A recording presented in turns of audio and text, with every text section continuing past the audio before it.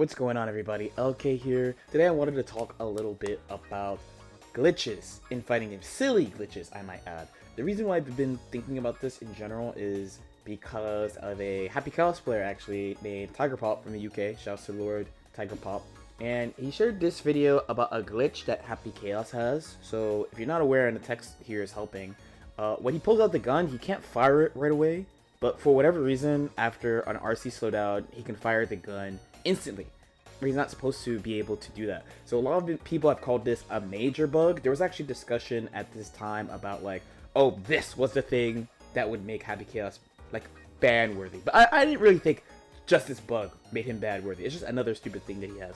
But it made me think about examples of glitches in past games that are just silly, stupid, whatever. So I got a couple to share with you. Okay, so first we're going to start with Johnny from Exerd. And actually Johnny has a couple of glitches in Guilty Gear Xrd, but this is one that of course he can't do anymore, but was extremely powerful. And it's pretty funny because the only reason people did not find this sooner was because no one really just thought of this situation at all. So here I have Johnny doing a combo into this move, which is Bakasai. So Bacchus leads into an unblockable setup. Now the thing is, for whatever reason, and again, currently, even in this, because I have a edition select. What would you guys call that, actually? I have version select on. I have Milia. This is the old Exerd Milia. This is Exerd Rev 1 Milia. Despite it being an old version where this thing did used to work, they at some point, I don't know when, but at some point they fixed this. So, while this is an old clip, this is the same type of simple combo, then a burst. So the important thing about Bakasai is the way that you get rid of this unblockable status on you, because Bakasai makes Mistfinder unblockable, is by hitting him. So in the full clip, JSD into RC dash Bakasai gets burst in and pulls up, unblockables him anyway.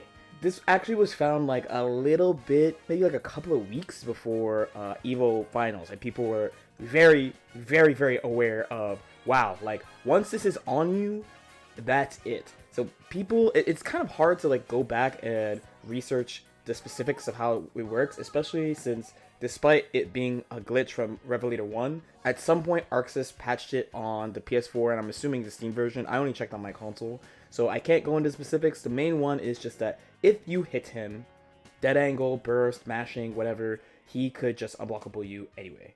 So next I want to talk about a pretty old one. This one has definitely been lost in history books. I have made a video about this before, but in another game. So this glitch actually existed in, at that time, all modern Arxis games. So not Guilty Gear XX, and then of course Exerd was not out yet at this time. It's specifically BlazBlue and Persona 4 Arena. The problem that they were trying to solve was infinites. So, you know, anime games, they want you to have cool combos, but they have to be careful because they also want, honestly, I should just say like this, they don't want infinites in the game. So one way that they do this is the stages are really big. So here's a BlazBlue stage. This is one of my favorite stages, the Cathedral from the original BlazBlue. You can see this is a very long stage and not super high stage. Another way they would try to prevent super long combos or infinites was to constantly change the properties of moves. And in one of the versions of BlazBlue, Continuum Shift, and they applied this to Persona 4 Arena as well, they added something that if you play like BlazBlue now or Persona 4 Ultimax now, you're pretty familiar with, and it's called Same Move Paration. So if you play like Smash, also it has this idea of if you use the same move over and over, you will be punished in your combos. For example, Noelle has this move. This is her 6C. If I was to do this, notice how like she just gets out really fast. I have the CPU set to tech as fast as possible. So set to escape this combo as quickly as possible. Again, just very quick. However, one day somebody found a way around this restriction, and it was such an arbitrary way they did this, but I guess just the devs at Arxis just didn't think anyone would think to do this. So essentially, it works slightly differently in Persona, but basically it works the same in each game. The way you break this restriction of oh, you can't use the same move over and over in your combo, is you do 10 different moves. That is it. So in this game, it's supposed to be special moves. In Persona, you can also, if I recall correctly, use normals in this. So in Noelle's case, a combination of drive attacks, actually this move, all you have to do is not repeat any of these moves 10 times, and you will break the restriction and you can just do basically whatever you want. So here's an example combo starting for 4D. So you're going to see it's might be a little tough, but if we go back a little bit, because here she's already at the part where she could loop it. So Noelle's drives are considered to be separate moves. So you're not really looking at the hit counter, you're looking at the actual attacks that she's doing. So once she gets to the gunshot, she is there. So the way you can count this is 1, 2, 3, 4, 5, 6, 7, 8, 9. Oh, this is 9, 10, and then into the loop. And now we just hit this.